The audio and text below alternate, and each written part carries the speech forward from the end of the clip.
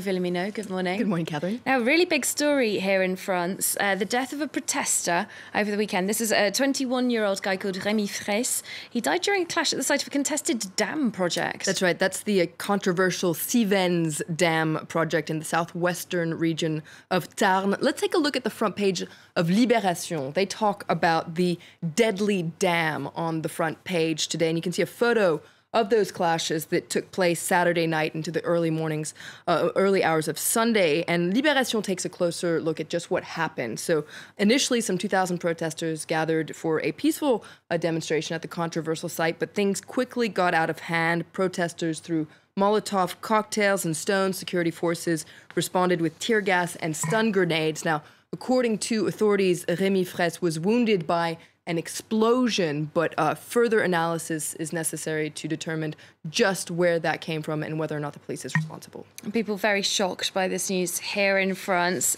The dam project itself, very controversial, highly contested by protesters, as we've seen, but also a lot of environmental experts speaking out against it. Absolutely. Libération focuses on this controversial project. And in fact, this tragedy is the culmination of weeks of tense protests. So on the one hand, you have protesters who say the project is going to destroy the local environment and only benefit a small number of farmers. But those promoting the project, especially local politicians, say that actually this is a public interest project that will ensure irrigation. It's going to be good for the local economy, etc. Le Figaro and other papers are focusing on the fact that the project has actually been criticized by the Ministry of Ecology since 2013. In fact, the Minister of the Ecology, Ségolène Royal, commissioned a report to take a closer look. The results of that report came out on Monday, and they said that the project is poorly put together, too ambitious, too big, too costly, but it's too late. According to the report, the construction of this project is much too much underway, and so it's too late to turn back.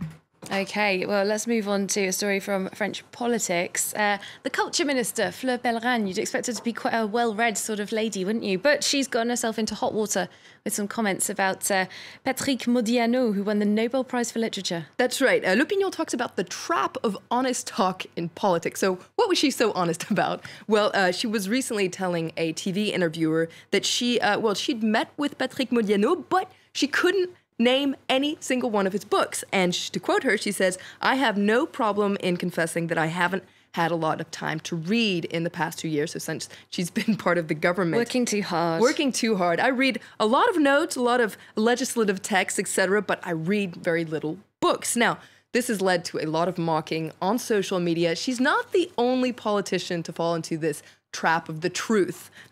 L'Opinion says it's a very dangerous game, and she's certainly not the only one to be burned. But it's tricky because, voters want politicians to be more honest. Now, should I ask you if you can name any of his books, Flo? I can, but not on the spot. Okay. I don't know if I can either, so there we go. But we do know that he was the winner of the Nobel Literature Prize. Right, let's move on from our own embarrassment with politicians taking honesty to a new level on a TV programme. That's right. This is crazy, but this is true.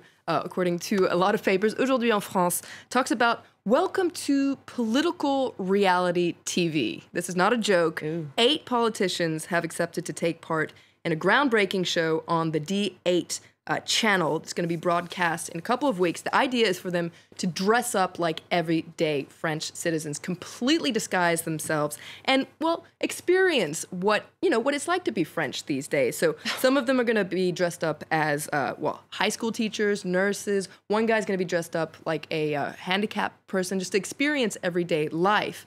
Now, a lot of these politicians aren't necessarily known abroad. There's one politician. It's not 100% sure, but if she might take part, it's Michèle Alliot-Marie, the former defense minister. She might take part. So wow. Tune in to watch this incredible TV show. Very recognisable. She's going to have a bit of a job disguising herself, isn't she? That's interesting. We'll look out for that on French TV. Thanks very much. Flo Villemino back in a little bit later on to look through the international